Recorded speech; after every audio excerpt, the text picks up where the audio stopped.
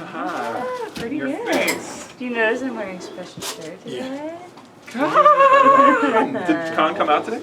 No. Oh, okay. No, I just have to do laundry, frankly. Okay. Hello, it's Elizabeth and Josh from Tifa.com here for this week's Wednesday new releases.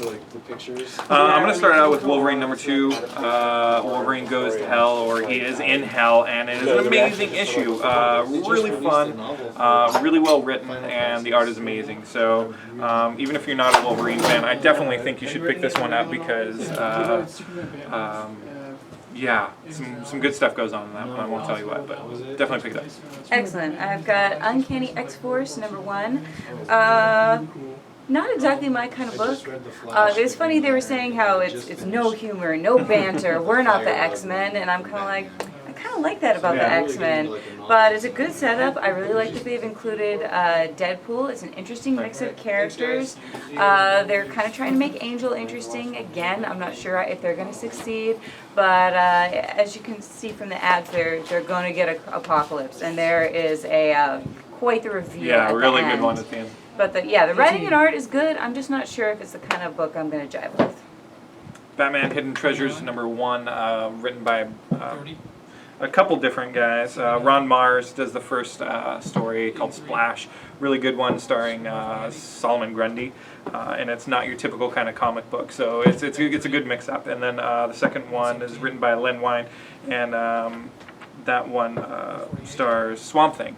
And Bernie Wrightson does the art for both of them, and it's like really different. Like you have to really switch gears in between the stories, but they're both phenomenal stories, and the art is just incredible. Get that one. I've got Buffy season 8. Number 37, sorry, forgot which one it is. Buffy 37, this is the final lap of Buffy Season 8, and as you can see, spoiler alert, well it's not spoiler alert if you read the last one, but just in case, turn off.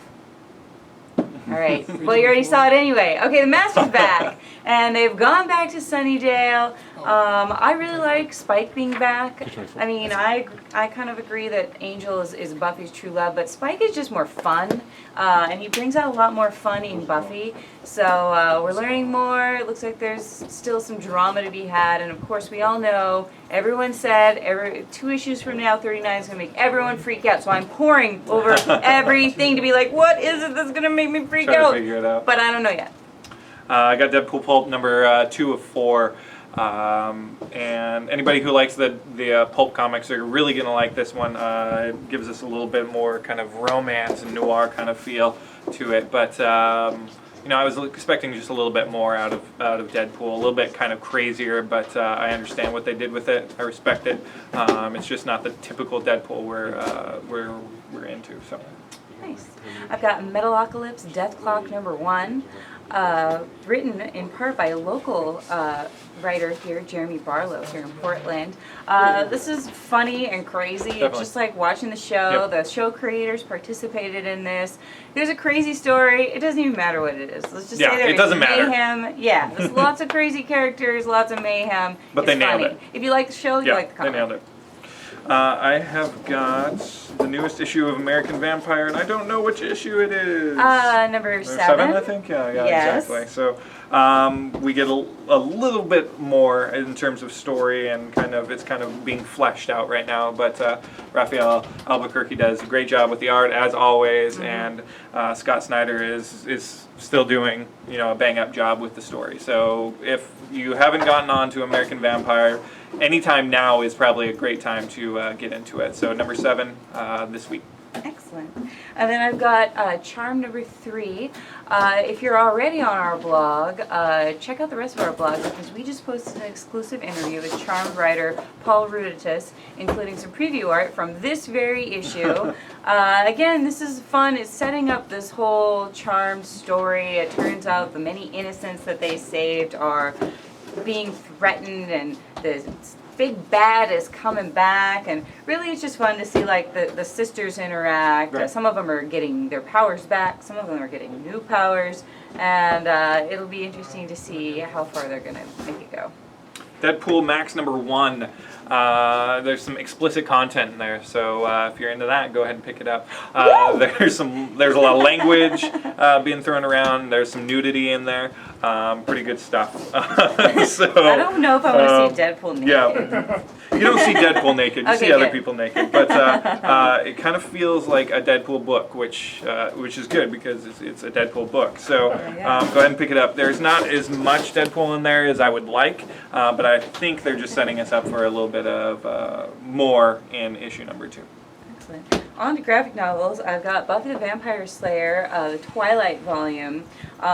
Spoiler alert, Twilight is Angel. I think everybody in the known universe knows this by now.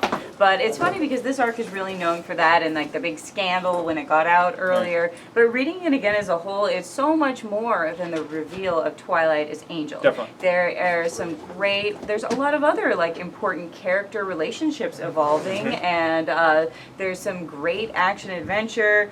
There is some awesome, just the whole Buffy kind of growing into her own, getting the powers, which was hilarious. Right. Brad Meltzer was hilarious with all his like comic book, like pop culture, like winks and Easter eggs. Really and this also contains the Willow one-shot.